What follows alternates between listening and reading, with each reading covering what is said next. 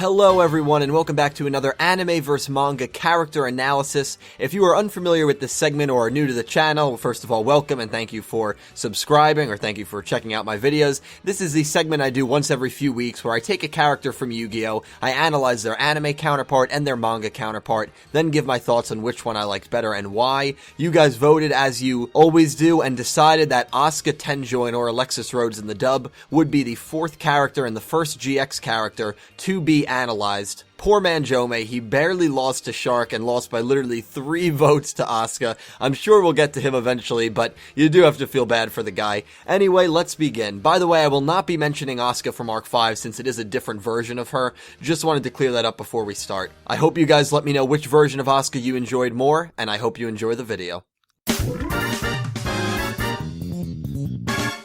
Asuka Tenjoin was the leading female in the Yugioh GX anime. In fact, until Blair came along, really in Season 3, she was pretty much the only female duelist in GX. She was in the Obelisk Blue Dorm and had the nickname Queen of the Obelisks, as she was considered to be the greatest female duelist in the Academy. She right off the bat was shown to have some admiration towards the main character Judai, smiling while watching him defeat Kronos in the first episode, and during the duel they had in the third episode. This of course developed into a massive crush over the series, with Asuka ending up trying but failing to convey her feelings towards Judai. Now this isn't entirely her fault, because Judai is extremely clueless and is just as much to blame, but I'll digress on that. That pretty much sums up Asuka in the GX anime. Okay, no, I'm only kidding, of course, but her feelings for Judai, I felt, harmed her character. Then again, almost every character but Judai was drastically underused in the anime. Asuka did have a good plotline at the very beginning of the show, I thought, and that revolved around the disappearance of her brother Fubuki, or Alexis Rhodes in the dub.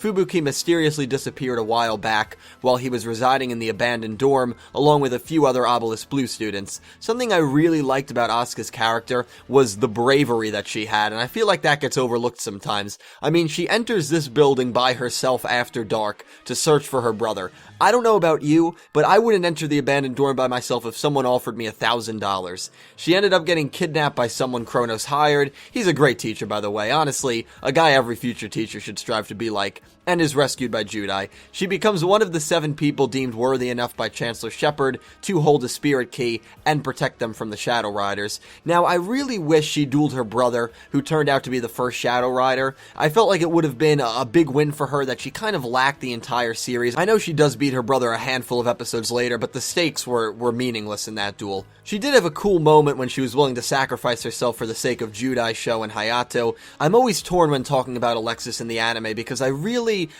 did love her personality and her selflessness. She had every right to be arrogant and stuck up, but she was literally the exact opposite, which I adored about her. I guess my real issue isn't with her, but with the route they had her character take. She did have a solid win against the 6th Shadow Rider, Titan, but the final Shadow Rider made quick work of her, and she was defeated. This was honestly a really good and cool arc for Asuka, but then it all went horribly wrong. After episode 60, she won only one. That's right, one solo duel, which was against Maitre D, this clown in case you forgot, another one-shot duelist. I know there were a lot of one-off duelists in GX. She didn't even start the duel against him. She took over for Jasmine and Mindy. This was her only solo win in the last 124 episodes of the show. Why the heck? Why the heck did the writers just toss her aside after the 7 Stars arc? I will never understand it. She became brainwashed and joined the Society of Light in Season 2, was sacrificed in some weird, horribly executed ritual in Season 3, and was consumed by darkness in Season 4. She did have the one episode in Season 4 that I alluded to earlier, where she won a duel along with Judai and then had that very well-known scene with him, but that's it. Those are her highlights after the 7 Stars arc. I loved her character, I really did, but the bar was set high for her character. I mean, she was the queen of the obelisk, she was the best female duelist at the Academy, and I thought during the first 50 episodes, she reached that bar, but the last 130... my goodness, I mean, I think it was a worse drop-off than Aki and even Yuzu, honestly. But that's just my opinion. Let me know if you agree or disagree with what I just said. Either way, I hope you're enjoying so far, and let's move on to her manga persona. Asuka in the manga is almost identical to her anime counterpart in terms of personality and prestige. She is still viewed as probably the best female student at the academy, and still has her fiery yet sweet personality. She loses to Judai pretty early in the manga, which is a similar thing that occurred in the anime. Reggie Mackenzie and David Rabb are two of the main villains in the early stages, until you learn that both of them are being possessed by Tragodia. If you didn't recognize any of those names I just mentioned, it's understandable because all of these characters are manga exclusive characters. Asuka has the privilege of dueling against them both, and despite putting up a good fight, she falters to both of them. Her real shining moment in the manga was, yes, another tag duel. Instead of teaming up with Judai, she teams up with Bastion, who has a massive crush on her throughout the entirety of the manga. They both go up against very, very formidable opponents in Amon and Johan, or Adrian Gecko and Jesse Anderson in the dub. This was Asuka's shining moment in the manga, and unfortunately her only win. That's right, she didn't have a single solo win the entire manga, but to be fair, she versed very tough opponents, the two servants of Tragodia in the beginning, Judai and Edo or Aster in the dub. So I suppose I can cut her some slack in that category. I tend to be hard on judging characters based off wins and losses, and I have gotten some stick for it before, but I guess we all have ways of liking and resonating with characters. She then duels against Edo and loses. I know this may be off topic, but I have to say I absolutely loved the GX manga.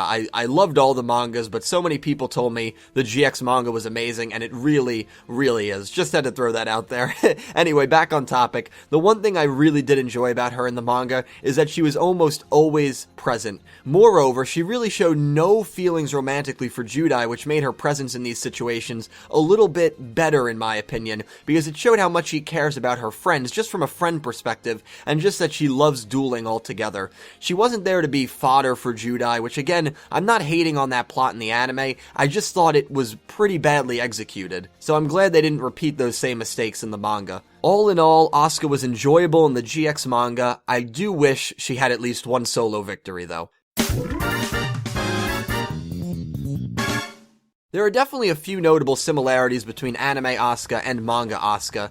She is an obelisk blue in both the anime and the manga, and is seen as the best female duelist in the academy. She is adored by guys in the anime and by guys in the manga, but despite this, she really goes against the typical damsel in distress card and tries to stand out as a duelist, rather than using her good looks to build herself up. This is demonstrated many times in the anime, and in the manga, it is most notably demonstrated when she really does not want to compete or have any interest in taking the Miss Duel title, and would rather duel Judai instead. I think the tag duel she competes in is very interesting. Her only win in season 4 of the anime was in a tag duel, and her only win in the manga, period, was a tag duel. I will go a lot more in detail on why the tag duel is interesting to me in the difference category.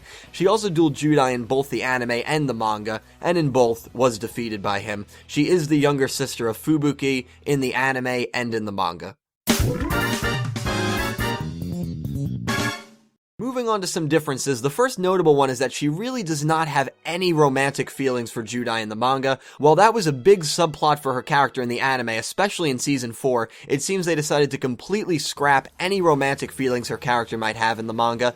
Back to that tag duel, I find a lot of the close similarities and differences very interesting. She teams up with Bastion instead of Judai, whom we know she had a crush on in the anime. However, in the manga, Bastion has a huge crush on her, so it was almost like a complete role reversal in a way. And on top of that, the opponents they dueled were Amon and Johan, not Blair and Hasselberry. Asuka was with a weaker teammate, was versing stronger opponents, but still managed to pull it out. Big thumbs up for her. She never duels Edo in the anime. In fact, she barely interacts with Edo at all in the anime, if my memory serves me correct, but she did duel him in the manga. While she won a bunch of solo duels in the anime, she did not win a single solo duel in the manga.